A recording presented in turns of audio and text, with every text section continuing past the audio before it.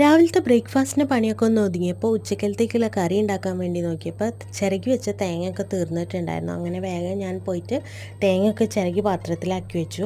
അപ്പോഴേക്കും ദേ പയറുപ്പേരി വെക്കാൻ വേണ്ടിയിട്ട് പയറൊക്കെ പൊട്ടിച്ച് അത് കഴുകി വേവിക്കാനായിട്ട് സ്റ്റൗവിലോട്ട് വെച്ച് കൊടുത്തു. ഇനിയിപ്പോൾ നമ്മൾ കറി വെക്കാൻ വേണ്ടിയിട്ട് കുറച്ച് പഴുത്ത മാങ്ങ ഇരിക്കുന്നുണ്ട്. നമ്മൾ കഴിഞ്ഞ ദിവസം അച്ചാർ ഉണ്ടാക്കില്ലേ, അതിൽ ബാക്കി മാങ്ങയൊക്കെ നന്നായിരുന്നു പഴുത്തിട്ടുണ്ട്. അപ്പോൾ അതിൽ നിന്ന് ഒരു 5-6 എടുത്തിട്ട് മാമ്പഴപ്പുളിശ്ശേരി വെക്കാമെന്ന് വിചാരിച്ചു. അങ്ങനെ അതിനുള്ളതൊക്കെ സെറ്റാക്കി സ്റ്റൗവിലോട്ട് വെച്ച് അതിലേക്കുള്ള അരപ്പും തയ്യാറാക്കി. അപ്പോഴേക്കും നമ്മുടെ പയർ വെന്തിട്ടുണ്ട്. പിന്നെ അതായത് മാമ്പഴപ്പുളിശ്ശേരി സെറ്റാക്കി താളിച്ചെടുത്തു. വെന്ത പയറും താളിച്ച് ഉപ്പേരിയാക്കി അതും മാറ്റി വെച്ചു. അപ്പോൾ താളിക്കുന്ന സമയത്ത് ഞാൻ വേപ്പില ചേർത്തിട്ടുണ്ടായിരുന്നില്ല. അങ്ങനെ പോയിട്ട് വേപ്പിലൊക്കെ പൊട്ടിച്ച് അതിലേക്ക് ഇട്ട് കൊടുത്തു. അതിൻ്റെ ഇടയിൽ ഞാനിതായി പപ്പടം പൊരിച്ചെടുക്കുന്നുണ്ട്. അപ്പോഴേക്കും ഉമ്മ ചെമ്മീനൊക്കെ നന്നാക്കി കൊണ്ടുവന്ന് തന്നപ്പോൾ ഞാൻ വേഗം അതും പൊരിച്ചെടുത്തു.